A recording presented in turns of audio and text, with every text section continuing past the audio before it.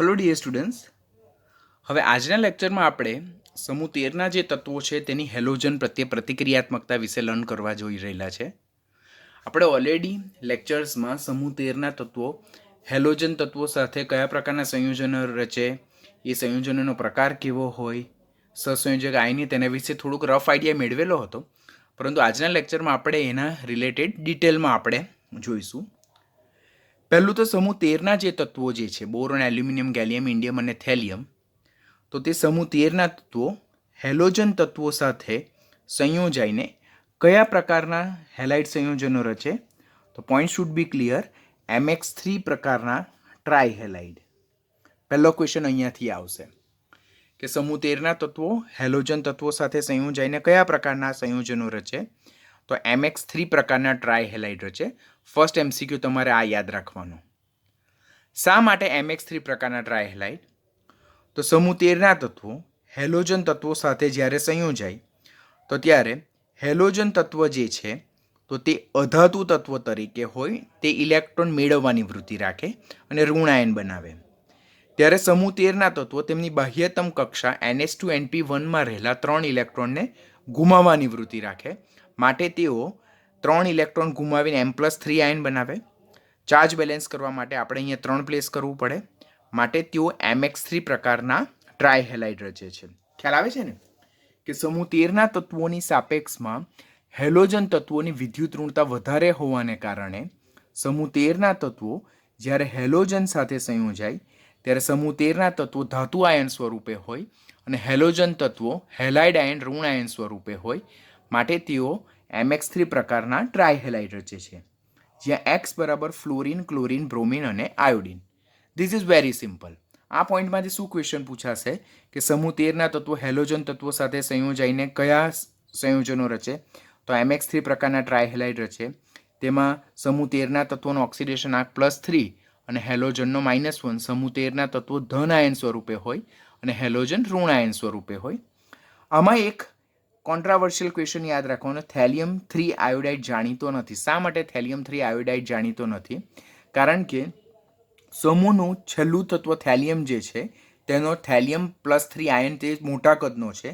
તેના સરાઉન્ડિંગમાં મોટા કદના 3 આયોડાઇડ આયોનને ફિક્સ કરવાનું મુશ્કેલ છે. માટે સ્ટેબિલિટી પોઈન્ટને જો કન્સર્ન કરીએ તો થેલિયમ 3 આયોડાઇડ સંયોજન હાઈલી અનસ્ટેબલ છે, માટે એ જાણીતો નથી. તો થેલિયમ 3 આયોડાઇડ જે સંયોજન છે, જેનું સૂત્ર જો હું રાઇટ કરું અહીં તો TLI3, તો તે અનસ્ટેબલ હોવાને કારણે એનું અસ્તિત્વ નથી. બીજો પોઈન્ટ જે છે તો આ જે હેલાઇડ સંયોજન છે, સમૂહ 13ના હેલાઇડ સંયોજનો કે જેઓ MX3 પ્રકારના છે, તેનું બંધારણ કયું છે? સમતલ્ય એટલે કે પ્લેનર છે. તમને નીટમાં ક્વેશ્ચન પૂછાશે. જો પ્રીવિયસ યર 5 વર્ષના ક્વેશ્ચન પેપર જો તમે લર્ન કરો તો સંયોજનોની જીઓમેટ્રી, સંકરણ, આકાર, બરાબર, તેને લગતા ક્વેશ્ચન એ લોકો ખાસ પૂછે છે.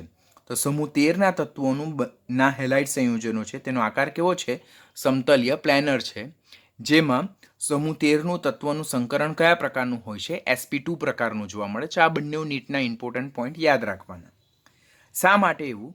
તો જોઈએ તો સમૂહનું પ્રથમ તત્વ બોરોન, કે જે ભૂમિગત અવસ્થામાં એટલે કે ગ્રાઉન્ડ સ્ટેટમાં તેની 2s ઓર્બિટલમાં 2 ઇલેક્ટ્રોન ધરાવે અને 2px ઓર્બિટલમાં 1 ઇલેક્ટ્રોન ધરાવે. બરાબર, કારણ કે સમૂહ 13નું તત્વ છે તો બાહ્યતમ કક્ષામાં કુલ કેટલા ઇલેક્ટ્રોન હોય? 3 ઇલેક્ટ્રોન હોય. હવે જ્યારે ઉત્તેજિત અવસ્થામાં જાય, એક્સાઇટેડ સ્ટેટમાં જાય, તો આ 2sમાંનો જે એક ઇલેક્ટ્રોન છે તે જમ્પ કરીને 2pyમાં શિફ્ટ થશે. આમ 2sમાં એક અયુગ્મિત ઇલેક્ટ્રોન, 2pxમાં એક અયુગ્મિત ઇલેક્ટ્રોન અને 2pyમાં એક અયુગ્મિત ઇલેક્ટ્રોન. આમ એક 2s અને 2 2p બંને હાઇબ્રિડાઇઝેશનમાં ભાગ લેશે અને sp2 હાઇબ્રિડાઇઝ ઓર્બિટલ બનાવશે. 3 sp2 હાઇબ્રિડાઇઝ ઓર્બિટલ્સ બનાવશે, જેને આપણે અહીંયા ક્લિયરલી આપણે ઇન્ડિકેટ કરી શકીએ. જ્યારે 2pz જે છે સમૂહ 13ના તત્વોની 2pz ઓર્બિટલ્સ એટલે કે npz ઓર્બિટલ્સ જે છે હેલાઇડ સંયોજનોમાં, તે કેવી રહેશે? વેકેન્ટ રહેશે, એટલે કે ખાલી રહેશે. It is not taking participant into the hybridization process.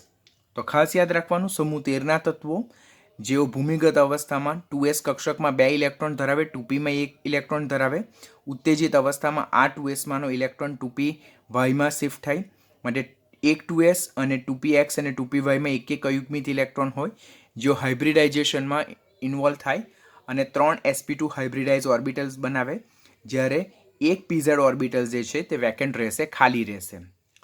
આમ જ્યારે જોઈએ તો સમૂહ 13નું તત્વ જેની પાસે એમ્પ્ટી pz ઓર્બિટલ હશે અને 1, 2 અને 3 sp2 હાઇબ્રિડાઇઝ ઓર્બિટલ હશે, સંકરકૃત કક્ષકો હશે, જ્યારે હેલોજન તત્વની જે પી કક્ષકો જે છે, ભરેલી પી કક્ષકો, ભરેલી પી કક્ષકો, તે બોરોનની sp2 હાઇબ્રિડાઇઝ ઓર્બિટલ સાથે ઓવરલેપિંગ થશે, ઇફેક્ટિવ ઓવરલેપિંગ. જે આ ગ્રીન અહીંયા કર્યું છે, આ ગ્રીન, તો તે ઓવરલેપિંગ છે. આ સમૂહ 13નું તત્વ તેની 3 sp2 સંકરકૃત કક્ષકો, જો 1, 2 અને 3 sp2 સંકરકૃત કક્ષકો pz ઓર્બિટલ ખાલી સ્થિતિમાં, આ જે સમૂહ 13ના તત્વની 3 sp2 સંકરકૃત કક્ષકો જે છે તે હેલોજનની પી કક્ષક સાથે ઇફેક્ટિવ ઓવરલેપિંગ, અસરકારક સંમિશ્રણ દર્શાવે અને 1, 2 અને 3 એવા સિગ્મા બંધનું નિર્માણ કરશે. બરાબર. આ જે છે તે બોરોનની એમ્પ્ટી પી ઓર્બિટલ્સ છે, ખાલી pz કક્ષક, અને આ જે છે તો તે પી કક્ષક કોની? હેલોજનની. અને આ હેલોજનની પી કક્ષક અને બોરોનની sp2 હાઇબ્રિડાઇઝ ઓર્બિટલ વચ્ચે ઇફેક્ટિવ ઓવરલેપિંગ થઈને સિગ્મા બંધનું નિર્માણ થાય. તેવું એક સિગ્મા બંધ, બીજો સિગ્મા બંધ અને ત્રીજા સિગ્મા બંધનું નિર્માણ થાય. આમ આ જ બંધારણને હું આ રીતે પણ દર્શાવી શકું કે બોરોન કે જે ખાલી pz કક્ષક ધરાવે અને 1, 2 અને 3 હેલોજન સાથે કેટલા સિગ્મા બંધ બનાવશે? 3 સિગ્મા બંધ બનાવશે, જેમાં હેલોજનની સરાઉન્ડિંગમાં 1, 2 અને 3 લોન પેર ઓફ ઇલેક્ટ્રોન બાકી રહેશે. આમ જે mx3 પ્રકારના જે ટ્રાયહેલાઇડ છે તેમાં સમૂહ 13ના તત્વોનું સંકરણ કયા પ્રકારનું હોય? sp2 સંકરણ જોવા મળશે. ત્યાર પછી સમૂહનું પ્રથમ તત્વ બોરોન જે છે તેનું કદ નાનું છે અને તેની ઊંચી આયનીકરણ એન્થાલ્પી છે, જેને કારણે બોરોનના સંયોજનો, ટ્રાયહેલાઇડ સંયોજનો કેવા હોય છે? સહસંયોજક. That is also neat point of. ખાસ યાદ રાખવાનું. હવે આપણને એમ થાય એ શા માટે? તો જોઈએ તો ફેઝન્સ રૂલ્સ પ્રમાણે આપણને ખબર છે કે સંયોજનોનો સહસંયોજક સ્વભાવ જે છે તો તે ધન આયનના વીજભારના સમપ્રમાણમાં અને ધન આયનના કદના વ્યસ્ત પ્રમાણમાં છે.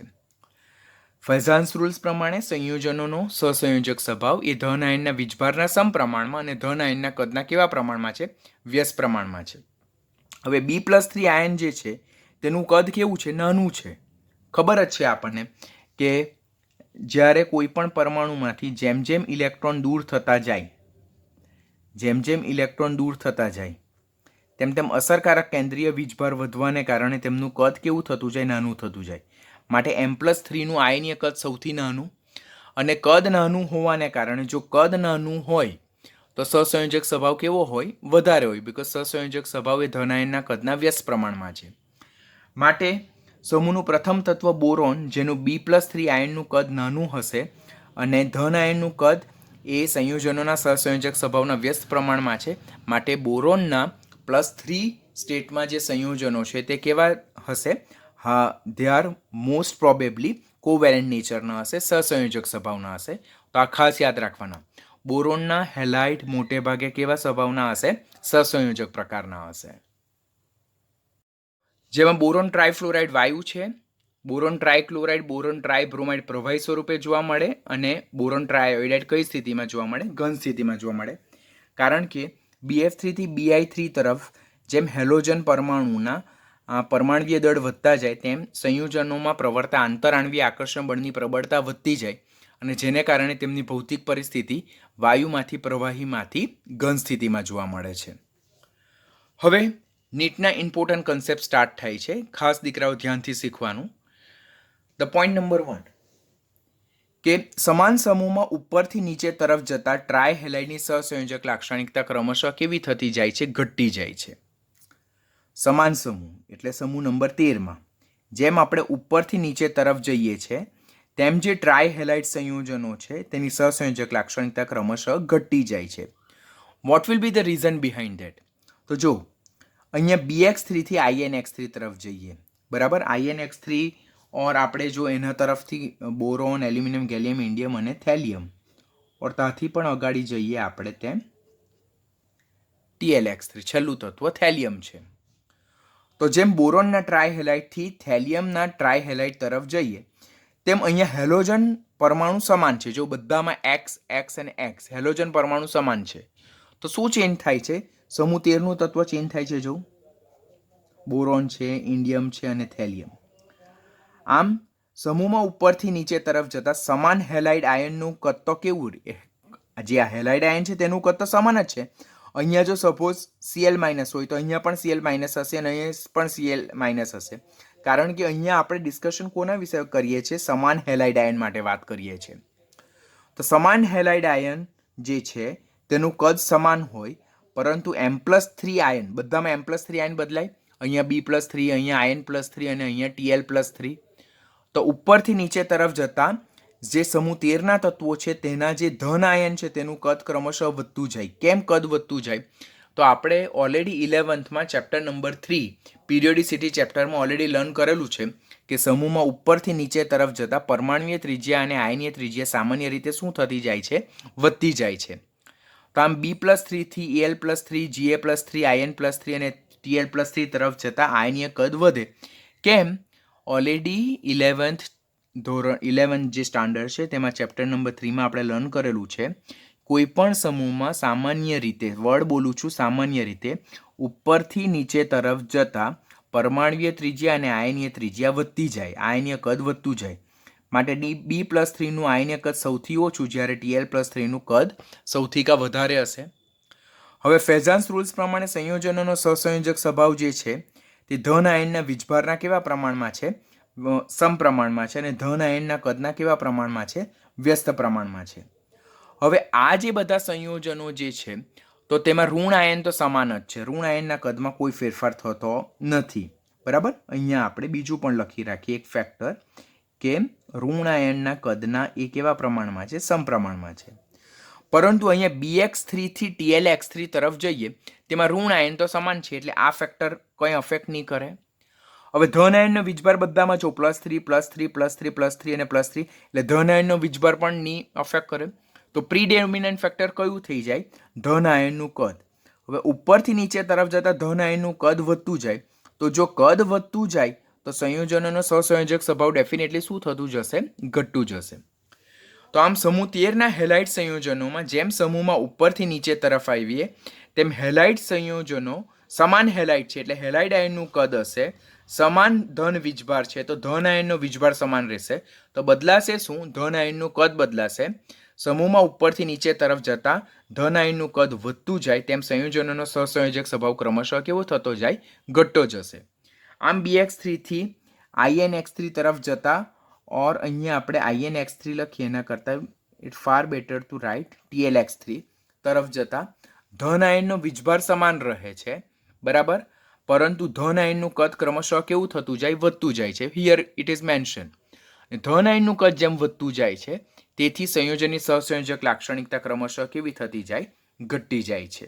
અને સહસંયોજક લાક્ષણિકતા ઘટતી જાય તો સાથે સાથે આયનીય લાક્ષણિકતા ક્રમશઃ કેવી થતી જાય? વધતી જાય છે. આયનીય લાક્ષણિકતા વધતી જાય. શા માટે આયનીય લાક્ષણિકતા વધતી જાય? બીકોઝ આયનીય લાક્ષણિકતા એ સહસંયોજક લાક્ષણિકતાના વ્યસ્ત પ્રમાણમાં છે. જો ઉપરથી નીચે તરફ જતા ધન આયનનું કદ વધતું જાય, સહસંયોજક લાક્ષણિકતા ઘટતી જાય, તો આયનીય લાક્ષણિકતા ક્રમશઃ કેવી થતી જશે? વધતી જતી હશે. બરાબર? તો આયનીય લાક્ષણિકતા જે છે તો તેનો ટ્રેન્ડ આવો આવશે કે BX3ના સંયોજનો સૌથી ઓછા આયનીય, જ્યારે થેલિયમના ટ્રાયહેલાઇડ સૌથી વધુ આયનીય, જ્યારે સહસંયોજક લાક્ષણિકતામાં જે BX3 એટલે કે બોરોનના જે ટ્રાયહેલાઇડ છે તે સૌથી વધુ સહસંયોજક લાક્ષણિકતા ધરાવે, જ્યારે થેલિયમના જે સંયોજનો છે તે સૌથી ઓછી સહસંયોજક લાક્ષણિકતા દર્શાવે. નીટ માટેનો આ ટ્રેન્ડ પણ આપણે ખાસ યાદ રાખવાનું. This is also important trend for NEET exam. ખાસ યાદ રાખવાનું. ઉપરથી નીચે તરફ જતા જેમ ધન આયનનું કદ વધતું જાય તેમ સંયોજનોનો સહસંયોજક સ્વભાવ ઘટતો જાય, સંયોજનોનો આયનીય સ્વભાવ વધતો જાય. માટે બોરોનના ટ્રાયહેલાઇડ સૌથી વધુ સહસંયોજક, જ્યારે થેલિયમના ટ્રાયહેલાઇડ સૌથી વધુ આયનીય સ્વભાવના હશે. હવે અહીંયા તો આપણી પાસે સમાન હેલાઇડ આયન હતો, બરાબર, અને જુદા જુદા ધન આયન હતા.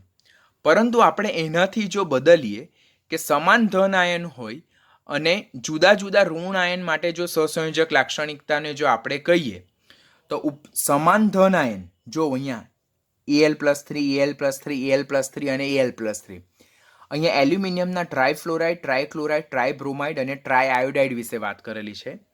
તો જ્યારે ધન આયન સમાન હોય પરંતુ ઋણ આયન જુદા જુદા હોય તો તેના માટે સહસંયોજક લાક્ષણિકતાનો શું ટ્રેન્ડ જોવા મળે? સમાન ધન આયન પરંતુ જુદા જુદા ઋણ આયન, તેના માટે સહસંયોજક લાક્ષણિકતાનો શું ટ્રેન્ડ જોવા મળે? તો ઉપરથી નીચે તરફ જતા Al+3 સમાન રહે છે બધામાં. જો Al+3 Al+3 Al+3 Al+3 બદલાય શું? ફ્લોરાઇડ, ક્લોરાઇડ, બ્રોમાઇડ અને આયોડાઇડ. અને ઋણ આયનનું કદ વધે કેમ? તો જેમ સમૂહમાં ઉપરથી નીચે તરફ જઈએ તેમ પરમાણ્વીય ત્રિજ્યા વધે તેમ ધન આયનનું કદ પણ વધતું જાય ને તેમ ઋણ આયનનું કદ પણ વધતું જાય, જેમ આપણે ઉપર લર્ન કર્યું તે મુજબ. તો સમૂહ 17માં ઉપરથી નીચે તરફ જતા ઋણ આયનના કદ બી વધતા જાય. હવે ફેઝાન્સ રૂલ્સ શું કહે છે કે સંયોજનોનો સહસંયોજક સ્વભાવ જે છે તો તે ઋણ આયનના કદના ડાયરેક્ટલી પ્રપોઝનલ રિલેશનમાં છે. સમૂહમાં ઉપરથી નીચે તરફ જતા ઋણ આયનનું કદ વધે તો અહીંયા ઉપરથી નીચે તરફ જતા ધન આયન સમાન રહે, ઋણ આયનનું કદ વધતું જાય અને ઋણ આયનનું કદ વધતું જાય તો સંયોજનોનો સહસંયોજક સ્વભાવ ક્રમશઃ કેવો થતો જાય? વધતો જાય છે. આમ સહસંયોજક લાક્ષણિકતા જો જોઈએ આપણે તો એલ્યુમિનિયમના ટ્રાયફ્લોરાઇડ જે છે તો તે સૌથી ઓછા સહસંયોજક ઓર એ સૌથી વધુ આયનીય કહેવાય, જ્યારે એલ્યુમિનિયમના ટ્રાયઆયોડાઇડ જે છે તો તે સૌથી વધુ સહસંયોજક અને સૌથી ઓછા આયનીય હશે. અહીંયા ખાસ યાદ રાખો, આ વધુ આયનીય, એલ્યુમિનિયમના ટ્રાયફ્લોરાઇડ વધુ આયનીય અને એલ્યુમિનિયમના ટ્રાયઆયોડાઇડ વધુ સહસંયોજક.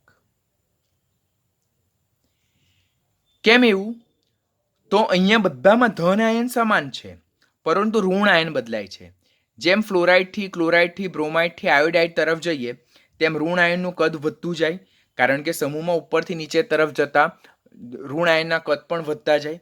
હવે ઋણ આયનનું કદ એ સંયોજનોના સહસંયોજક સ્વભાવના સમપ્રમાણમાં છે અને ઉપરથી નીચે તરફ જતા જેમ ઋણ આયનનું કદ વધતું જાય તેમ સંયોજનોનો સહસંયોજક સ્વભાવ વધતો જાય. માટે એલ્યુમિનિયમના ટ્રાયફ્લોરાઇડ સૌથી ઓછા સહસંયોજક અને સૌથી વધુ આયનીય, જ્યારે એલ્યુમિનિયમના ટ્રાયઆયોડાઇડ સૌથી વધુ સહસંયોજક અને સૌથી ઓછા આયનીય. એનું રીઝન શું?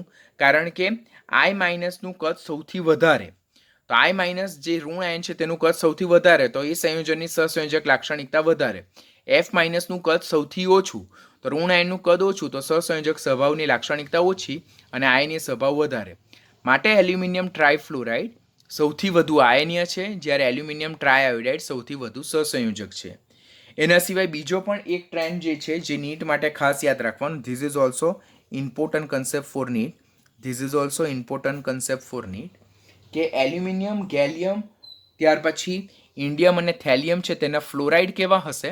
આયનીય સ્વભાવ અને ઊંચા ગલનબિંદુ ધરાવે, જ્યારે ક્લોરાઇડ, બ્રોમાઇડ અને આયોડાઇડ જે છે, આ ક્લોરાઇડ, આ બ્રોમાઇડ અને આ આયોડાઇડ તે કેવા છે? તે સહસંયોજક હશે અને નીચા ગલનબિંદુ ધરાવે, જે સેમ કન્સેપ્ટના આધારે આપણે સમજી શકીએ છીએ. હવે સમૂહ 13ના જે ટ્રાયહેલાઇડ જે છે તે લુઈસ એસિડ સ્વભાવ દર્શાવે. લુઈસ એસિડ સ્વભાવ દર્શાવે એટલે કે તેઓ અબંધકારક ઇલેક્ટ્રોન યુગ્મ સ્વીકાર કરવાની વૃત્તિ દર્શાવે. એવું કેમ? તો આ સમૂહ 13નું તત્વ છે. સમૂહ 13ના તત્વો એની સરાઉન્ડિંગમાં તેમના પોતાનો એક ઇલેક્ટ્રોન છે. જો સમૂહ 13ના તત્વો તેમની બાહ્યતમ કક્ષામાં કેટલા ઇલેક્ટ્રોન? 3 ઇલેક્ટ્રોન.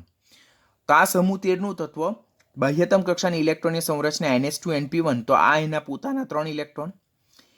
હવે 3 હેલોજન તેઓ પોતાના એક ઇલેક્ટ્રોન શેર કરે. આમ જો મધ્યસ્થ સમૂહ 13ના તત્વની વાત કરીએ તો તેના સરાઉન્ડિંગમાં આ 2 electron plus 2 electron plus 2 electron, કુલ કેટલા ઇલેક્ટ્રોન થયા? 6 ઇલેક્ટ્રોન થયા. 6 અબંધકારક ઇલેક્ટ્રોન, આ 6 બંધકારક ઇલેક્ટ્રોન થયા. પરંતુ લુઈસ કન્સેપ્ટ મુજબ તેને એક ઇલેક્ટ્રોન યુગ્મની હજુ ઉણપ દર્શાય, કારણ કે લુઈસ બંધારણ શું કહે છે કે મધ્યસ્થ પરમાણુની સરાઉન્ડિંગમાં અષ્ટક પૂર્ણ કરવા માટે 8 ઇલેક્ટ્રોન હોવા જરૂરી. અહીંયા સમૂહ 13નું તત્વને સરાઉન્ડિંગમાં 2 ને 2 4 ને 2 6 ઇલેક્ટ્રોન છે. 2 ઇલેક્ટ્રોનની એટલે કે એક ઇલેક્ટ્રોન યુગ્મની ઉણપ છે, માટે તેઓ એક અબંધકારક ઇલેક્ટ્રોન યુગ્મ સ્વીકાર કરવાની વૃત્તિ દર્શાવે. હવે એક અબંધકારક ઇલેક્ટ્રોન યુગ્મ સ્વીકાર કરવાની વૃત્તિ દર્શાવે માટે તેઓ લુઈસ એસિડ લાક્ષણિકતા દર્શાવે. આમ સમૂહ 13ના જે ટ્રાયહેલાઇટ છે, MX3 પ્રકારના ટ્રાયહેલાઇટ, કયા પ્રકારના?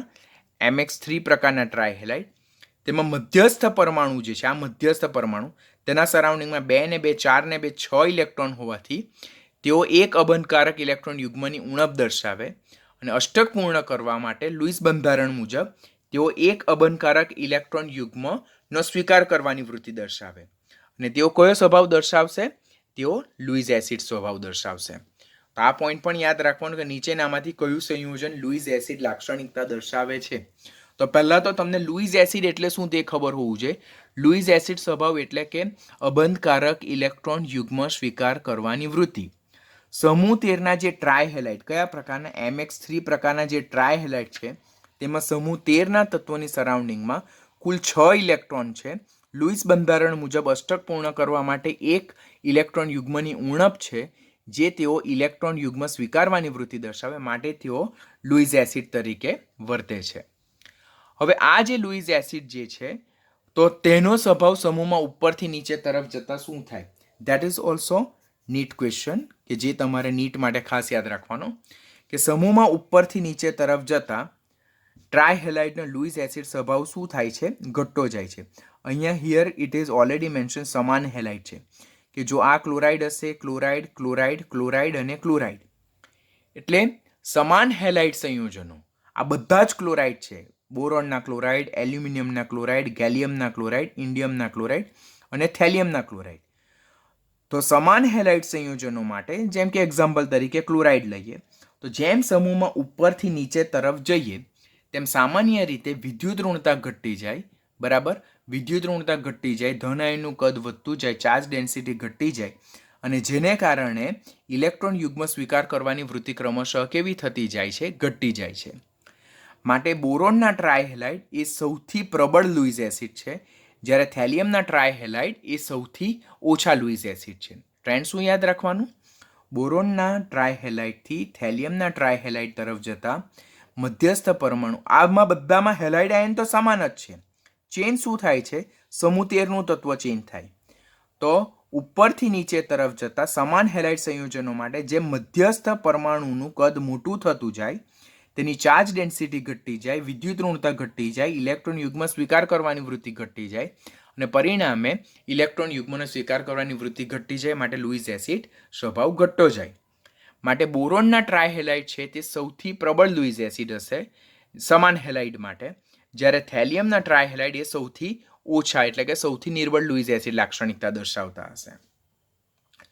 પરંતુ આ તો સમાન હેલાઇડ માટે હતું અને સમૂહ 13ના તત્વો એટલે ધાતુ આયન બદલાતું હતું. ઋણ આયન સમાન.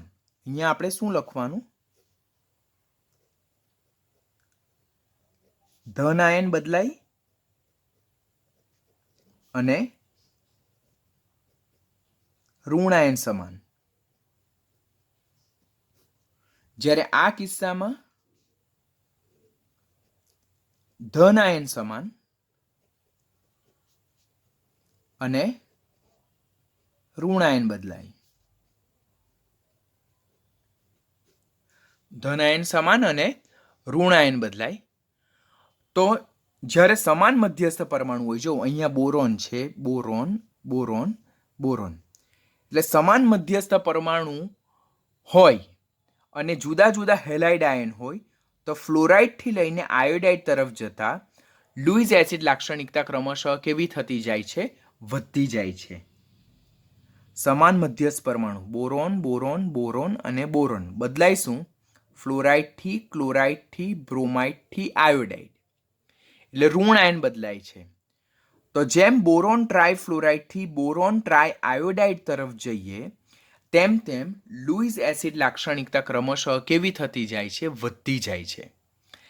શા માટે વધતી જાય? તો that is well explained on the basis of the tendency of the halogen atom to donate its lone pair of electron to the central boron atom through p-pi back bonding. Most important.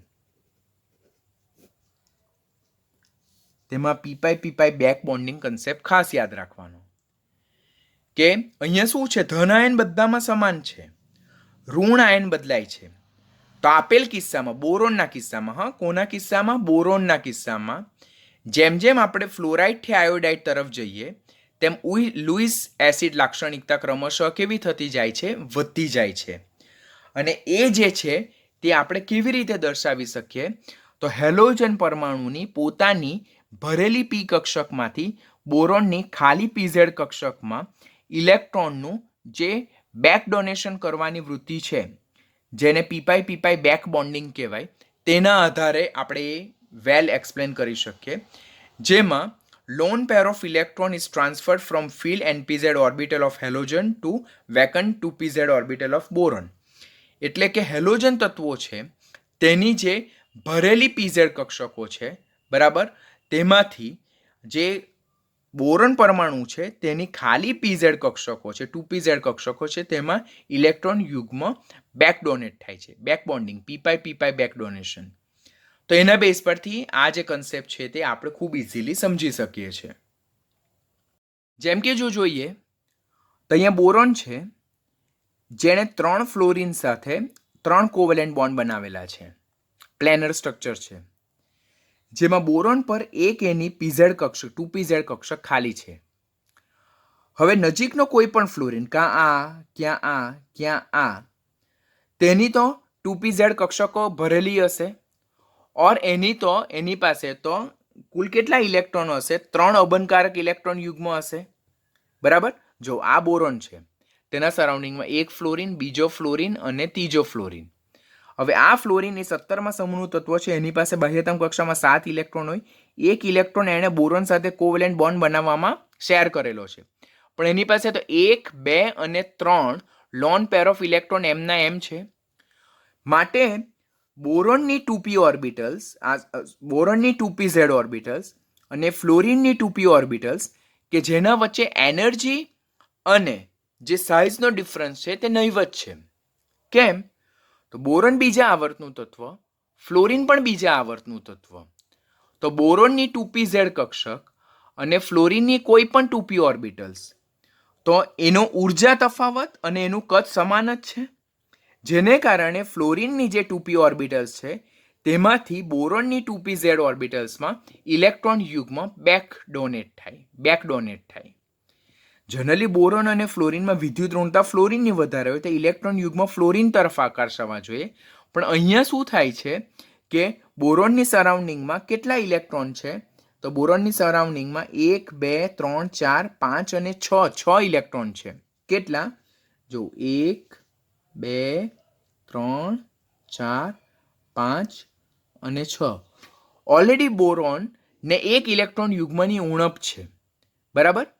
તો આ જે 1, 2 અને 3 fluorine પરમાણુ છે તેમાંથી કોઈ પણ એક ફ્લોરિન પરમાણુ પોતાની ભરેલી પી ઓર્બિટલ્સ જે છે તેમાંથી ઇલેક્ટ્રોન યુગ્મને બોરોનની ખાલી 2pz કક્ષકમાં બેક ડોનેટ કરે. શું કરે છે? બેક ડોનેટ કરે. હવે એવા કિસ્સામાં જો આ બોરોનને ઇલેક્ટ્રોન યુગ્મ મળતું હોય તો એને કારણે બોરોનની ઇલેક્ટ્રોન યુગ્મ સ્વીકારવાની વૃત્તિ કેવી થઈ જાય? ઘટી જાય કોઈ અન્ય તત્વ પાસેથી. હું શું કહેવા માંગુ છું તમને ખબર પડે ને કે બોરોન 1, 2 અને 3 ફ્લોરિન સાથે એક ઇલેક્ટ્રોન શેર કરે અને 3 કોવેલેન્ટ બોન્ડ બનાવે છે, 3 BF સહસંયોજક બંધ. આમ બોરોનની સરાઉન્ડિંગમાં 2 ને 2, 4 ને 2, 6 ઇલેક્ટ્રોન છે. અષ્ટક પૂર્ણ કરવા માટે બોરોનને હજુ 2 ઇલેક્ટ્રોન જોઈએ. વધુમાં બોરોન પાસે ખાલી 2pz કક્ષકો છે. હવે એક ફ્લોરિન, બીજો ફ્લોરિન અને ત્રીજા ફ્લોરિન જે છે તેમાંથી કોઈ પણ એક ફ્લોરિન પરમાણુ કે જે પણ બીજા આવર્તનું તત્વ છે તે પોતાની 2p કક્ષકોમાંથી ઇલેક્ટ્રોન યુગ્મ આ જે બોરોન છે તેની ખાલી 2pz કક્ષકમાં બેક ડોનેટ કરે. શા માટે બેક ડોનેટ કરે? કારણ કે બોરોનની સરાઉન્ડિંગમાં, મધ્યસ્થ બોરોનની સરાઉન્ડિંગમાં 2 ને 2, 4 ને 2, 6 ઇલેક્ટ્રોન જ છે.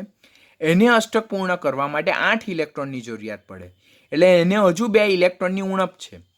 તો ફ્લોરિન જે છે, જે બીજા આવર્તનું તત્વ છે, તે પોતાની ખાલી 2p ઓર્બિટલ્સમાંથી આ જે બોરોન જે છે, આ બોરોન તેની 2pz કક્ષકમાં ઇલેક્ટ્રોન યુગ્મનું બેક ડોનેશન કરે અને એને કારણે આ બોરોન જે છે તેની આજુબાજુમાં અષ્ટક પૂર્ણ કરી નાખે, જેને કારણે બોરોનની ઇલેક્ટ્રોન યુગ્મ સ્વીકારવાની વૃત્તિ ઘટી જાય. પરિણામે BF3 જે છે તે સૌથી નિર્બળ લુઈસ એસિડ લાક્ષણિકતા દર્શાવે. તો આનું એક્સપ્લેનેશન ઓલરેડી રિટન હિયર કે BF3 અણુમાં ફ્લોરિન પરમાણુની ભરેલી 2p કક્ષકમાંથી અબનકારક ઇલેક્ટ્રોન યુગ્મ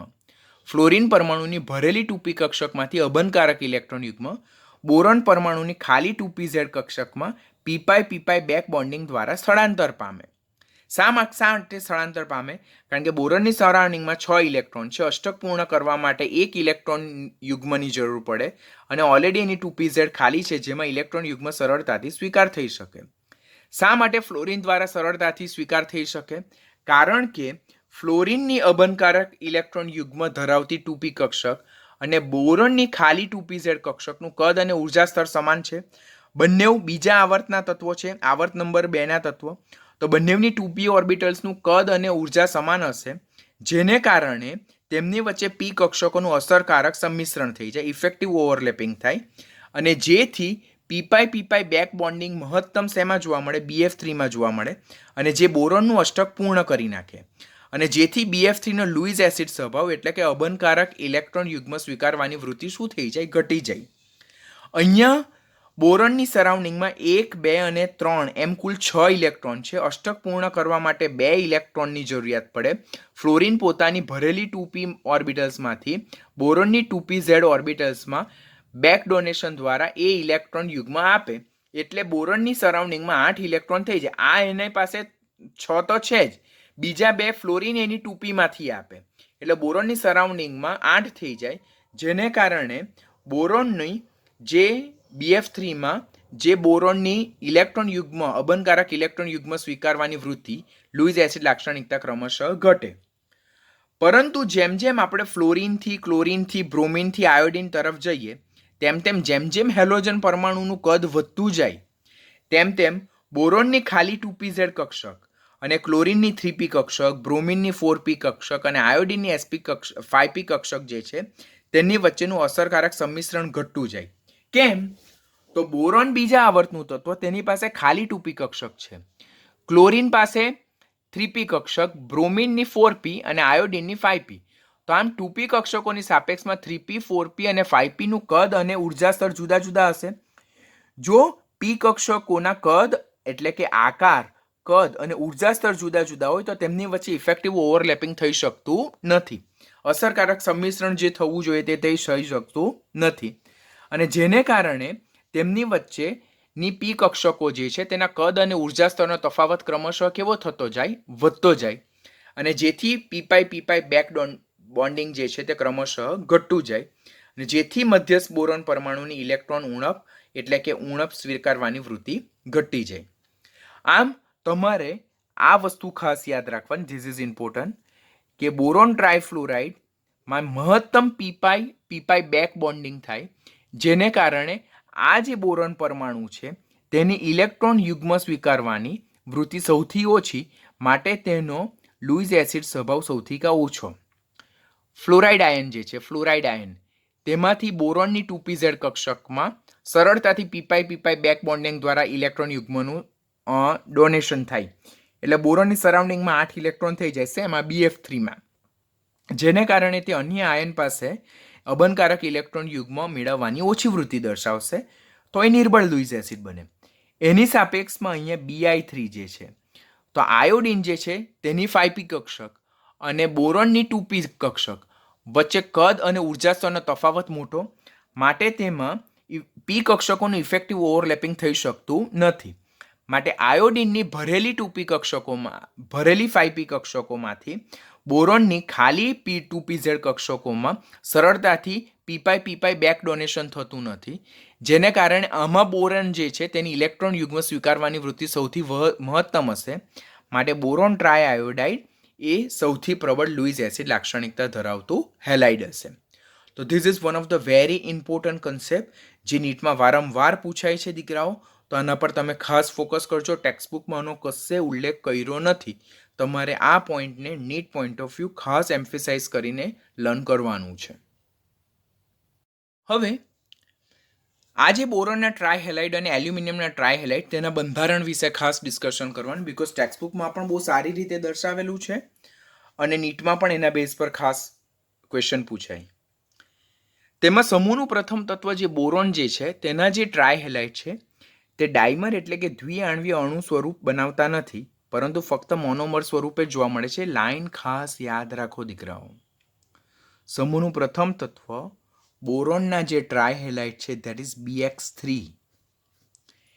એ ડાયમર સ્વરૂપે જોવા મળતા નથી, એટલે BX3 ટ્વાઇસ ઓર B2X6 સ્વરૂપે જોવા મળતા નથી, પરંતુ ફક્ત કયા સ્વરૂપે જોવા મળે? BX3 સ્વરૂપે જ જોવા મળે. આ લાઈન ખાસ યાદ રાખો. બોરોનના ટ્રાયહેલાઇડ that is BX3 A dimer એટલે શું? દ્વિઆણવીય અણુ. બે સમાન અણુના બે અણુ જોડાઈને એક અણુ બનાવે. સમાન અણુ, આ એક અણુ છે, તેના બે અણુ જોડાઈને એક અણુ બનાવે, તેને ડાયમર કહેવાય, દ્વિઆણવીય અણુ. તો બોરોનના જે ટ્રાયહેલાઇડ છે તે ડાયમર એટલે કે દ્વિઆણવીય અણુ સ્વરૂપે જોવા મળતા નથી, ફક્ત કયા સ્વરૂપે જોવા મળે? મોનોમર સ્વરૂપે જ જોવા મળે છે. એનું રીઝન શું છે? તો સમૂહનું પ્રથમ તત્વ બોરોન જે છે તેનું કદ ખૂબ જ નાનું છે, જેને કારણે તેની આજુબાજુ 4 મોટા કદના ક્લોરાઇડ, બ્રોમાઇડ ઓર આયોડાઇડ સમાઈ શકતા નથી. આપણને ખબર જ છે સમૂહનું પ્રથમ તત્વ બોરોન જે છે તેનું કદ નાનું છે, અને કદ નાનું હોય તેને કારણે એના સરાઉન્ડિંગમાં 4, કારણ કે આ જે ડાયમર જો હોય, આ ડાયમર જો આ પ્રકારે હોય તો તેમાં આ રીતે પરમાણુ ગોઠવાયેલા હોય.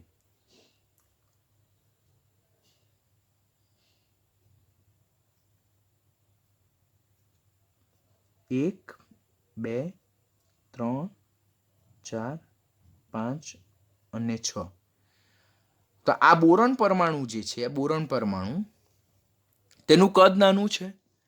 એનું કદ નાનું હોવાને કારણે તેના સરાઉન્ડિંગમાં 4 મોટા કદના હેલોજન પરમાણુઓ સરળતાથી ગોઠવાઈ શકતા નથી. જેને કારણે બોરોન જે છે, બરાબર, બોરોન જે છે તો તે મોનોમર સ્વરૂપે જોવા મળે, ડાયમર સ્વરૂપે જોવા મળતું નથી. તો first you need to remember કે સમૂહ 13નું કયું તત્વના ટ્રાયહેલાઇડ એ મોનોમર સ્વરૂપે જ જોવા મળે, ડાયમર સ્વરૂપે જોવા મળતા નથી, તો તે છે બોરોન. શા માટે બોરોનના ટ્રાયહેલાઇડના મોનોમર જ જોવા મળે, ડાયમર ન જોવા મળે?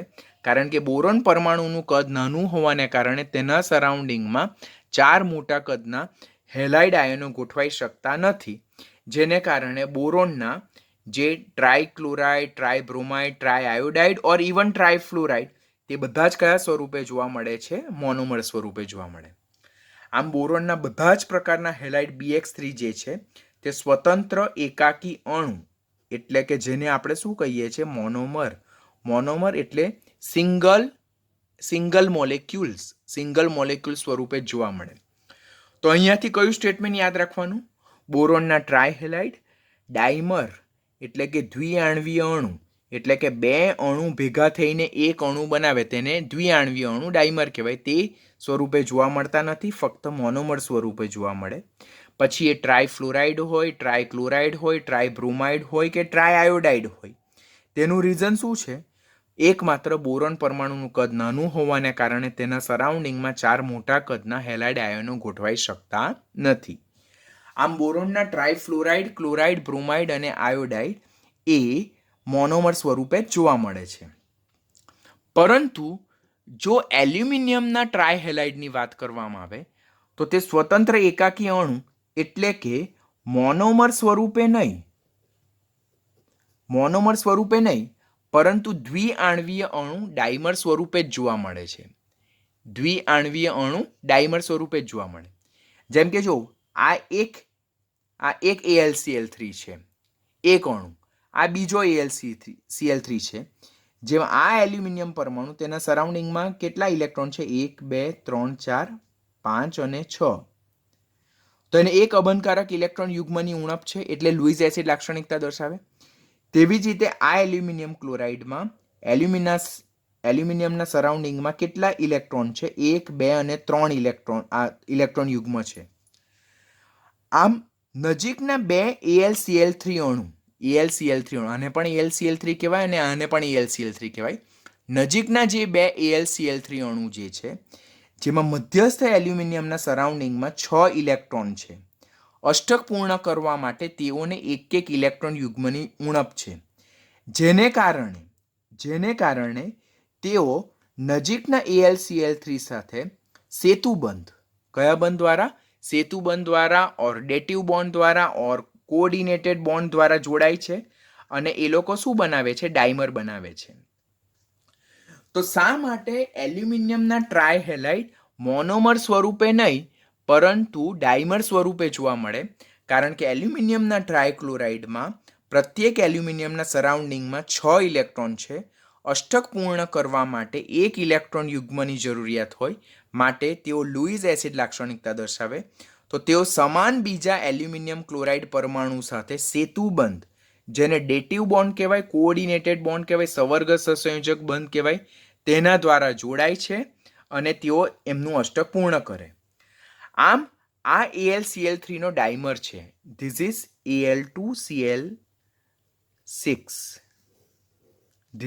Al2Cl6. જેમાં પ્રત્યેક એલ્યુમિનિયમ 1, 2 અને 3 ક્લોરીન પરમાણુ સાથે સહસંયોજક બંધથી ઘેરાયેલો છે. કેટલા? સહસંયોજક બંધથી. જ્યારે ચોથા ક્લોરીન પરમાણુ સાથે સવર્ગ સહસંયોજક બંધ દ્વારા ઘેરાયેલો છે. દીકરાઓ, this is very most important point કે એલ્યુમિનિયમ ટ્રાયક્લોરાઇડમાં એલ્યુમિનિયમના સરાઉન્ડિંગમાં 6 ઇલેક્ટ્રોન છે. અષ્ટક પૂર્ણ કરવા માટે એક અબંધકારક ઇલેક્ટ્રોન યુગ્મની જરૂરિયાત પડે, તો તેઓ નજીકના AlCl3 સાથે સવર્ગ સહસંયોજક બંધ દ્વારા જોડાય, જેમાં નજીકનો એલ્યુમિનિયમ ક્લોરાઇડમાંનો ક્લોરીન પોતાનો અબંધકારક ઇલેક્ટ્રોન યુગ્મ એ એલ્યુમિનિયમને આપશે અને જેને કારણે એ એલ્યુમિનિયમ તેના અષ્ટક પૂર્ણ કરે. જો એની પાસે 1, 2, 3, 4, 5, 6 છે અને આ ક્લોરીન પરમાણુ પાસે એને 2 ઇલેક્ટ્રોન મળે. સવર્ગ સહસંયોજક બંધ એરો દ્વારા દર્શાવે. ક્લોરીન આને આપે છે એટલે ક્લોરીન તરફ પૂંછડીવાળો ભાગ અને એલ્યુમિનિયમ તરફ એરોવાળો ભાગ દર્શાવે. એટલે ક્લોરીન જે છે, તો ક્લોરીન જો, તો ક્લોરીન પાસે 7 ઇલેક્ટ્રોન હોય, તો એની પાસે 2 તો અબંધકારક ઇલેક્ટ્રોન યુગ્મ છે જ, એક એણે એલ્યુમિનિયમ સાથે સહસંયોજક બંધ બનાવવામાં વાપરેલું છે અને બાકીના 2 ઇલેક્ટ્રોન એણે આ એલ્યુમિનિયમને આપેલા છે. આમ એલ્યુમિનિયમ ક્લોરાઇડના ડાયમરમાં પ્રત્યેક એલ્યુમિનિયમ 1, 2, 3 અને 4 ક્લોરીન દ્વારા ઘેરાયેલા છે. 1, 2 પ્રત્યેક એલ્યુમિનિયમ 1, 2, 3 અને 4 ક્લોરીન દ્વારા ઘેરાયેલા છે. તેમાં 1, 2 અને 3 ક્લોરીન જે છે તેના સાથે સહસંયોજક બંધથી જોડાયેલા, જ્યારે નજીકના AlCl3ના ક્લોરીન સાથે સવર્ગ સહસંયોજક બંધ ડેટિવ બોન્ડ એટલે કોઓર્ડિનેટેડ બોન્ડ દ્વારા ઘેરાયેલા છે. આમ Al2Cl6ના બંધારણમાં આપણી પાસે 2 સવર્ગ સહસંયોજક બંધ જોવા મળે, જેનાથી બંને એલ્યુમિનિયમનું અષ્ટક પૂર્ણ થશે. હવે આ Al2Cl6 જે ડાયમર જે છે તે આપણને બિનધ્રુવીય દ્રાવકમાં ઓર 400 થી 800 કેલ્વિન તાપમાન સેલ્સિયસની પરિસ્થિતિ, બાષ્પ સ્થિતિમાં એલ્યુમિનિયમ ક્લોરાઇડનું ડાયમર સ્વરૂપનું બંધારણ જોવા મળે. આને ડેટિવ બોન્ડ કહેવાય, કોઓર્ડિનેટેડ બોન્ડ કહેવાય, સવર્ગ સહસંયોજક બંધ કહેવાય, જેમાં ક્લોરીન દ્વારા એક અબંધકારક ઇલેક્ટ્રોન યુગ્મનું દાન આ એલ્યુમિનિયમને થાય. અહીંયાથી ક્લોરીનના એક અબંધકારક ઇલેક્ટ્રોન યુગ્મનું દાન આ એલ્યુમિનિયમને થાય.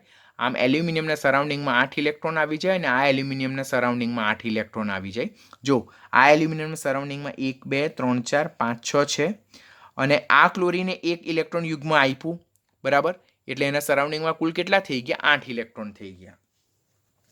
આમ એલ્યુમિનિયમ ક્લોરાઇડમાં એલ્યુમિનિયમ જેના સરાઉન્ડિંગમાં 6 ઇલેક્ટ્રોન છે તે પોતાનું અષ્ટક પૂર્ણ કરવા માટે નજીકના એલ્યુમિનિયમ ટ્રાયક્લોરાઇડ સાથે એ ડાયમર બનાવશે અને નજીકના એલ્યુમિનિયમ ટ્રાયક્લોરાઇડના ક્લોરીન પરમાણુ પાસેથી એક અબંધકારક ઇલેક્ટ્રોન યુગ્મનો સ્વીકાર કરશે અને પોતાનું અષ્ટક પૂર્ણ કરશે. બરાબર. તો આમ પ્રત્યેક એલ્યુમિનિયમ પરમાણુ AlCl3માં નજીકના AlCl3ના કોઈ પણ એક ક્લોરીન પરમાણુ પાસેથી એક અબંધકારક ઇલેક્ટ્રોન યુગ્મનો સ્વીકાર કરીને પોતાનું અષ્ટક પૂર્ણ કરે અને તેમની વચ્ચે સવર્ગ સહસંયોજક બંધ ક્લોરીનથી એલ્યુમિનિયમ તરફ રચાય. આમ Al2Cl6માં પ્રત્યેક એલ્યુમિનિયમ ચતુષ્ફલકીય રીતે 4 ક્લોરીન દ્વારા જોડાયેલા હોય, જેમાં 3 ક્લોરીન સાથે સહસંયોજક બંધ દ્વારા અને 1 ક્લોરીન દ્વારા સાથે સહસંયોજક બંધ દ્વારા જોડાયેલા હોય. આ એલ્યુમિનિયમ ટ્રાયક્લોરાઇડ જે છે, બરાબર તે સ્ફટિકમય સ્થિતિમાં એટલે કે ક્રિસ્ટલાઇન ફોર્મમાં કેટલા સવર્ગાંક ધરાવે? 6 સ્થિતિમાં. ખાસ સ્ટેટમેન્ટ યાદ રાખો. એલ્યુમિનિયમ ટ્રાયક્લોરાઇડ માં એલ્યુમિનિયમ 6 સવર્ગાંક ધરાવે. 6 સવર્ગાંક એટલે 6 બંધ. જો 1 2 3 4 5 અને 6. પણ કઈ સ્થિતિમાં? સ્ફટિકમય પરિસ્થિતિમાં એટલે ક્રિસ્ટલાઇન સોલિડ સ્ટેટમાં. પરંતુ પ્રવાહી ઓર બાષ્પ સ્થિતિમાં એલ્યુમિનિયમ ટ્રાયક્લોરાઇડમાં એલ્યુમિનિયમ કેટલા સવર્ગાંક ધરાવે? 4 સવર્ગાંક.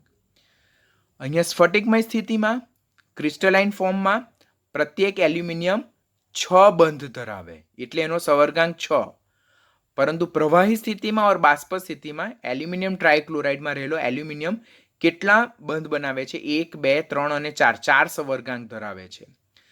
800 થી ઊંચા તાપમાને એલ્યુમિનિયમ ટ્રાયક્લોરાઇડ ડાયમર સ્વરૂપે નહીં પરંતુ કયા સ્વરૂપે મળે? મોનોમર સ્વરૂપ. આ જે ડાયમર કયા સ્વરૂપમાં? તો એ 400 થી અહીંયા ઓલરેડી આપણે મેન્શન કર્યું હતું 400 થી 800 ડિગ્રી સેલ્સિયસ સ્વરૂપમાં જોવા મળે. આ ડાયમર સ્વરૂપ 400 થી 800 ડિગ્રી સેલ્સિયસ સ્વરૂપમાં જ જોવા મળે. જો 800 સેલ્સિયસથી તાપમાન વધી જાય છે તો જે AlCl3 છે તે કયા સ્વરૂપે જોવા મળે? મોનોમર સ્વરૂપે જ જોવા મળે છે. તો ખાસ યાદ રાખવાનું, આ સ્ફટિકમય સ્વરૂપ છે, ઘન ક્રિસ્ટલાઇન સોલિડ ફોર્મ, સ્ફટિકમય ઘન સ્વરૂપ. જ્યારે આ પ્રવાહી ઓર બાષ્પ સ્થિતિમાં સ્ફટિકમય ઘનમાં સવર્ગાંક કેટલો? 6. જ્યારે પ્રવાહી ઓર બાષ્પ સ્થિતિમાં સવર્ગાંક કેટલો? 4 હશે. અને 800 સેલ્સિયસથી ઊંચા તાપમાને AlCl3 મોનોમર સ્વરૂપે જ જોવા મળશે. હવે બોરોનના આજે હેલાઇડ્સ જે છે તો તેના જળ વિભાજનની જો વાત કરીએ તો બોરોનના બધા જ હેલાઇડ છે, જેમ કે બોરોન ટ્રાયફ્લોરાઇડ, ટ્રાયક્લોરાઇડ, ટ્રાયબ્રોમાઇડ ઓર ટ્રાયઆયોડાઇડ. તો બોરોનના બધા જ હેલાઇડનું પાણી વડે જળ વિભાજન શક્ય થાય છે. પરંતુ જળ વિભાજનની માત્રા વધતા ઓછા પ્રમાણમાં હોઈ શકે, જેનો આ ટ્રેન્ડ આપણે ખાસ યાદ રાખવાનો, જે નીટમાં ક્વેશ્ચન પૂછાઈ શકે આપણને. ક્વેશ્ચન શું છે આપણો? બોરોનના જે બધા જ હેલાઇડ છે તેનું જળ વિભાજન પાણી વડે શક્ય છે કે નહીં? તો શક્ય છે, પરંતુ એની માત્રા અલગ અલગ હોઈ શકે. જેમ કે બોરોન ટ્રાયફ્લોરાઇડ તેનું જળ વિભાજન સૌથી ઓછું થાય છે, જ્યારે બોરોન ટ્રાયઆયોડાઇડનું જળ વિભાજન સૌથી વધારે થાય છે. શા માટે તે હું તમને લેટર ઓન એક્સપ્લેન કરું. લેટર ઓન એક્સપ્લેન કરવા પહેલાં આપણે શીખીએ કે બોરોન ટ્રાયફ્લોરાઇડ જે છે તેનું જળ વિભાજન શા માટે સૌથી ઓછું થાય. તો બોરોન ટ્રાયફ્લોરાઇડ તેનું જળ વિભાજન સંપૂર્ણ નથી થતું, પરંતુ અપૂર્ણ જળ વિભાજન થાય. અને તે કયા સંયોજનો બનાવે છે? ફ્લોરોબોરેટ્સ બનાવે છે. શું બનાવે છે? ફ્લોરોબોરેટ્સ. પહેલાં તો આપણને અહીંયાથી ટ્રુ અને ફોલ્સમાં સ્ટેટમેન્ટ શું આવશે કે બોરોનના જે બધા ફ્લોરાઇડ સંયોજનો છે, આ બધા હેલાઇડ સંયોજનો ફ્લોરાઇડ, ક્લોરાઇડ, બ્રોમાઇડ અને આયોડાઇડ, તેમાંથી કોનું જળ વિભાજન વધારે માત્રામાં થાય, કોનું જળ વિભાજન ઓછી માત્રામાં થાય, જળ વિભાજનનો ચડતો ક્રમ, ઉતરતો ક્રમ. તો એ બધાનો આન્સર અહીંયા છે કે બોરોનના ટ્રાયફ્લોરાઇડનું જળ વિભાજન સૌથી ઓછું થાય, સંપૂર્ણ નથી થતું, અપૂર્ણ, ઇનકમ્પ્લીટ હાઇડ્રોલિસિસ થાય. જ્યારે બોરોનના ટ્રાયઆયોડાઇડ છે તેનું જળ વિભાજન એટલે કે હાઇડ્રોલિસિસ સંપૂર્ણપણે થાય અને સૌથી વધુ માત્રામાં થાય. એટલે આ ટ્રેન્ડ આપણે યાદ રાખવાનો ચડતો ક્રમ છે, જેમાં બોરોનના ટ્રાયફ્લોરાઇડ સૌથી ઓછું જળ વિભાજન પામે, જ્યારે ટ્રાયઆયોડાઇડ સૌથી વધારે જળ વિભાજન પામે. કોના? બોરોનના. બોરોન જેનું ટ્રાયફ્લોરાઇડ સંયોજન છે તેનું અપૂર્ણ જળ વિભાજન થાય. The word should be peak. Incomplete hydrolysis, અપૂર્ણ જળ વિભાજન થાય. ને કયું સંયોજન આપે? ફ્લોરોબોરેટ્સ આપે. શા માટે આવું થાય? કારણ કે પ્રથમ પ્રક્રિયામાં જે હાઇડ્રોજન ફ્લોરાઇડ બને છે તે H3BO3 સાથે પ્રક્રિયા કરે. એટલે આપણને એમ થાય કે સર આ શું કહેવા માંગે છે, આ નથી સમજ પડી. તો રિએક્શન જોઈએ તો જ્યારે બોરોન ટ્રાયફ્લોરાઇડનું હાઇડ્રોલિસિસ થાય, જળ વિભાજન થાય, તો તેમાંથી ઓર્થોબોરિક એસિડ અને હાઇડ્રોજન ફ્લોરાઇડ બને. આ બોરોન ટ્રાયફ્લોરાઇડ તેનું હાઇડ્રોલિસિસ એટલે કે જળ વિભાજન થાય છે. તો જળ વિભાજન થતાં આપણને H3BO3 મળે. આ H3BO3 જે મળે છે તેને આપણે શું કહીએ છીએ? ઓર્થોબોરિક એસિડ કહીએ છીએ. શું કહીએ છીએ? ઓર્થોબોરિક એસિડ. અને સાથે સાથે હાઇડ્રોજન ફ્લોરાઇડ છૂટો પડે. આ જે હાઇડ્રોજન ફ્લોરાઇડ જે છૂટો પડે તે ઓર્થોબોરિક એસિડ જે ઉત્પન્ન થાય છે તેના મોટે ભાગના જથ્થા સાથે પ્રક્રિયા કરે અને ફ્લોરોબોરેટ્સ આપે. જેમ કે સેકન્ડ રિએક્શન, આ રિએક્શન 1 હતું, જેમાં બોરોન ટ્રાયફ્લોરાઇડનું જળ વિભાજન થતાં આપણને ઓથોબોરિક એસિડ મળે અને હાઇડ્રોજન ફ્લોરાઇડ મળે. ઉત્પન્ન થતો હાઇડ્રોજન ફ્લોરાઇડ ઓથોબોરિક એસિડનો ઘણા ખરા કિસ્સા સાથે પ્રક્રિયા કરીને ફ્લોરોબોરેટ્સ બનાવે. ફ્લોરોબોરેટ્સ જો આ જે સંયોજન છે ટેટ્રાફ્લોરોબોરેટ્સ પણ જેને કહી શકાય તે બનાવે અને સાથે સાથે H3BO3 મુક્ત કરે. આમ આ જે બે રિએક્શન જે છે રિએક્શન 1 હતું, રિએક્શન 2, આ બંને રિએક્શનને જો સમરાઇઝ કરીએ તો અહીંયાથી આ જે HF જે છે તે અહીંયાથી કેન્સલ થશે. અહીંયા 3H3BO3, અહીંયા 4, એટલે એના બેઝ પરથી એક H3BO3 મળે અને આપણને આ રીતે ટેટ્રાફ્લોરોબોરેટ સંયોજન મળે. તો અહીંયા આપણે શું યાદ રાખવાનું કે બોરોન ટ્રાયફ્લોરાઇડ જે છે, બોરોનના ટ્રાયફ્લોરાઇડ જે છે તે સંપૂર્ણપણે જળ વિભાજન પામતા નથી, તે અપૂર્ણપણે જળ વિભાજન પામે અને મુખ્યત્વે કયા સંયોજનો આપે? ટેટ્રાફ્લોરોબોરેટ્સ બનાવે. શા માટે એવું? તો બોરોન ટ્રાયફ્લોરાઇડનું જ્યારે જળ વિભાજન થાય ત્યારે ઓથોબોરિક એસિડ અને હાઇડ્રોજન ફ્લોરાઇડ મળે. આ જે હાઇડ્રોજન ફ્લોરાઇડ ઉત્પન્ન થાય છે તે ઓથોબોરિક એસિડ સાથે પ્રક્રિયા કરીને ટેટ્રાફ્લોરોબોરેટ્સ આપે અને અલ્પ માત્રામાં H3BO3 બનાવે છે. આ બંને રિએક્શનને જો સમરાઇઝ કરશો તો આ HF અને આ HF ઉડી જશે. આ 3 મોલ H3BO3, આ 4 મોલ, એટલે આ બાજુ આવશે તો 1 મોલ H3BO3 મળે. આમ બોરોન ટ્રાયફ્લોરાઇડનું અપૂર્ણ જળ વિભાજન થાય. જો અહીંયા આના 4 મોલ દીઠ આના 3 મોલ છે એટલે આનું અપૂર્ણ જળ વિભાજન થાય.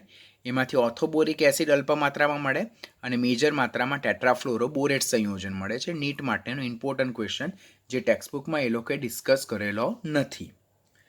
જ્યારે બોરોનના અન્ય હેલાઇડ જે છે કે બોરોન ટ્રાયક્લોરાઇડ, બોરોન ટ્રાયબ્રોમાઇડ અને બોરોન ટ્રાયઆયોડાઇડ છે તો તેનું સંપૂર્ણ જળ વિભાજન થઈને આપણને ઓથોબોરિક એસિડ અને હાઇડ્રોહેલિક એસિડ તરીકે હાઇડ્રોજન ક્લોરાઇડ, હાઇડ્રોજન બ્રોમાઇડ અને હાઇડ્રોજન આયોડાઇડ મળે.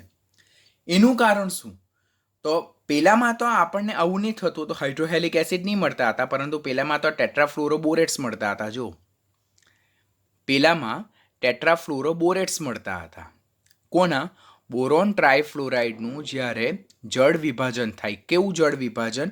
અપૂર્ણ જળ વિભાજન. અહીંયા શબ્દ આપણે લખીએ છીએ અપૂર્ણ જળ વિભાજન.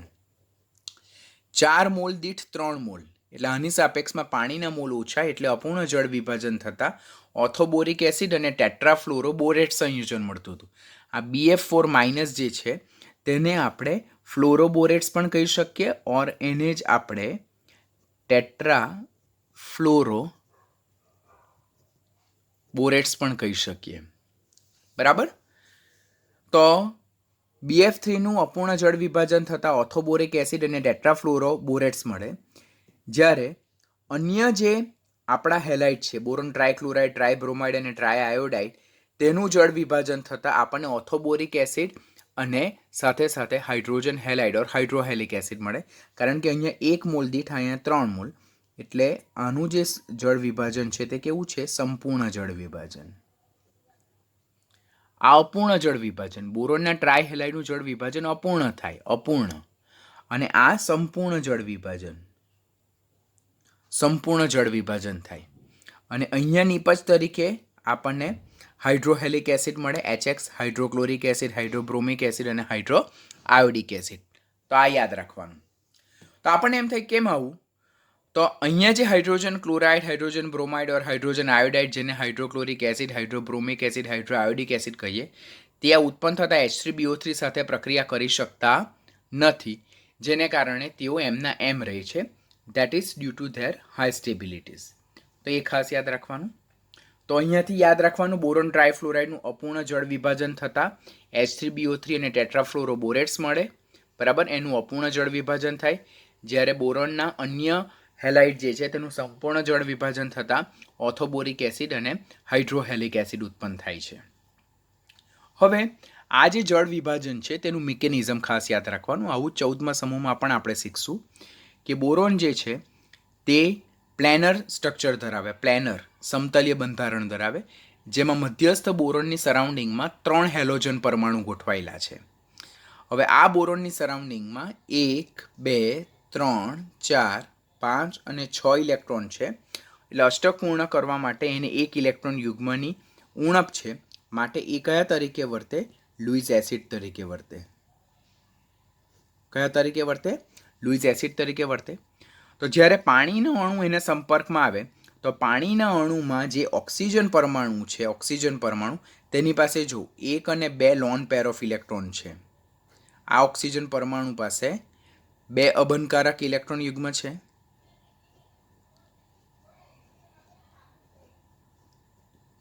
શેમાં? પાણીના અણુમાં 2 ઓક્સિજન પરમાણુ પર 2 અબનકારક ઇલેક્ટ્રોન યુગ્મ છે. માટે જ્યારે BX3H2O ના સંપર્કમાં આવે ત્યારે બોરોન અને ઓક્સિજન પરમાણુ વચ્ચે સવર્ગ સહસંયોજક બંધનું નિર્માણ થાય. આ કયો બંધ છે? સવર્ગ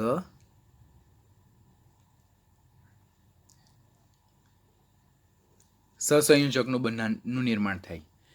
જળ વિભાજન પહેલા એનો સવર્ગાંક 3 હતો. સવર્ગાંક 3 એટલે કે કુલ કેટલા બંધ હતા? 3 સહસંયોજક બંધ હતા અને એનો આકાર સમતલી હતો.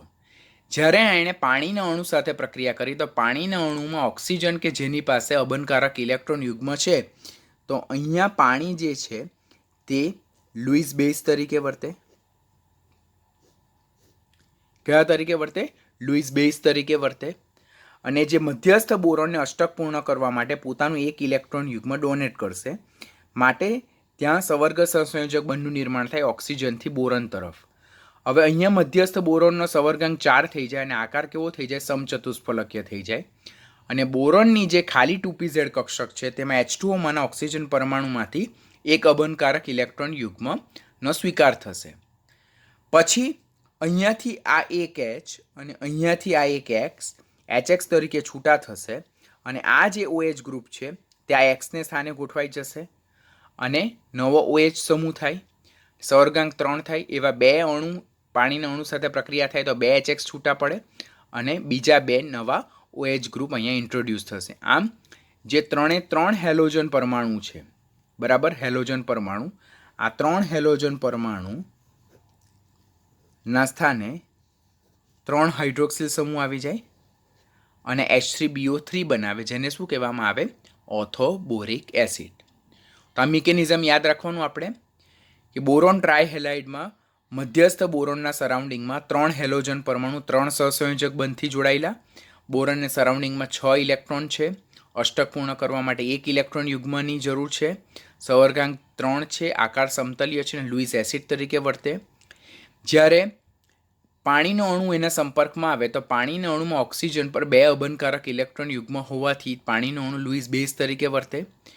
તો પાણીના અણુમાંના ઓક્સિજન અને બોરોન વચ્ચે સવર્ગ સહસંયોજક બંધ રચાય. ઓક્સિજન પોતાનો 1 અબનકારક ઇલેક્ટ્રોન યુગ્મ મધ્યસ્થ બોરોનને આપે એને એનું અષ્ટક પૂર્ણ કરવા માટે અને સવર્ગાંક 4 વધે અને આકાર સમચતુષ્ફલકીય થાય. ત્યારબાદ શું થાય છે કે અહીંયાથી H અને અહીંયાથી X HX સ્વરૂપે છૂટા પડે અને આ જે OH ગ્રુપ છે તે આ Xને સ્થાને ઇન્ટ્રોડ્યુસ થશે અને આપણને મળશે 1 OH ધરાવતો મધ્યસ્થ સંકીર્ણ. બીજા 2 પાણીના અણુ સાથે પ્રક્રિયા થાય તો 2 HX છૂટા પડે અને બીજા 2 OH થાય અને આ રીતે નવું સંયોજન મળે H3BO3, જેને શું કહેવામાં આવે છે? ઓર્થોબોરિક એસિડ. એને શું કહેવામાં આવે છે?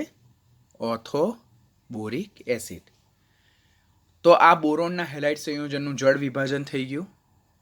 સમૂહ તેના ટ્રાયહેલાઇડ જે છે તે ગ્રિગ્નાર્ડ પ્રક્રિયક. ગ્રિગ્નાર્ડ પ્રક્રિયક એટલે ઇથાઇલ મેગ્નેશિયમ આયોડાઇડ, જેને ગ્રિગ્નાર્ડ પ્રક્રિયક કહેવાય, અને ઓર્ગોલિથિયમ પ્રક્રિયક એટલે કે ઇથાઇલ લિથિયમ, જેને ઓર્ગોલિથિયમ પ્રક્રિયક છે, તેની સાથે પ્રક્રિયા કરીને ટ્રાય આલ્કાઇલ ઓર ટ્રાયએલાઇલ ડેરિવેટિવ બનાવે, જે આપણે જસ્ટ તમારા જાણ ખાતર એક વખત આપણે યાદ રાખવાનું. આ બોરોન સમૂહ 13નો હેલાઇડ છે ટ્રાયહેલાઇડ ઓર એલ્યુમિનિયમ ટ્રાયક્લોરાઇડ, ગ્રિગ્નાર્ડ પ્રક્રિયક ઓર ઓર્ગોલિથિયમ પ્રક્રિયક સાથે પ્રક્રિયા કરીને ટ્રાય આલ્કાઇલ ડેરિવેટિવ્સ બનાવે છે. સ્ટેટમેન્ટ યાદ રાખજો. રિએક્શન ઓલરેડી તમે 12મા ધોરણમાં ઓર્ગેનિક કેમિસ્ટ્રીમાં શીખશો. ત્યાર પછી ટેક્સ્ટબુકની એક્સરસાઇઝ છે કે નિર્જળ એલ્યુમિનિયમ ક્લોરાઇડ છે તેના બોટલની આજુબાજુ સફેદ કલરના ફ્યુમ્સ એટલે કે ધૂમ્ર જોવા મળે. એનું રીઝન શું હોઈ શકે? તો Al2Cl6 જે એલ્યુમિનિયમ ટ્રાયક્લોરાઇડનો ડાયમર છે તેનું જ્યારે સંપૂર્ણ જળ વિભાજન થાય તેમાંથી એલ્યુમિનિયમ હાઇડ્રોક્સાઇડ અને હાઇડ્રોજન ક્લોરાઇડ છૂટો પડે, બરાબર. એટલે નિર્જળ aluminium chloride that is dimer સ્વરૂપમાં જો લખીએ તો તે વાતાવરણમાંના ભેજ સાથે આંશિક જળ વિભાજન પામીને HCl વાયુ હાઇડ્રોજન ક્લોરાઇડ વાયુ મુક્ત કરે અને આ ભેજયુક્ત હાઇડ્રોજન ક્લોરાઇડ જે છે તે સફેદ રંગનો થાય. આને લીધે સફેદ ધૂમ્ર ઉત્પન્ન થાય.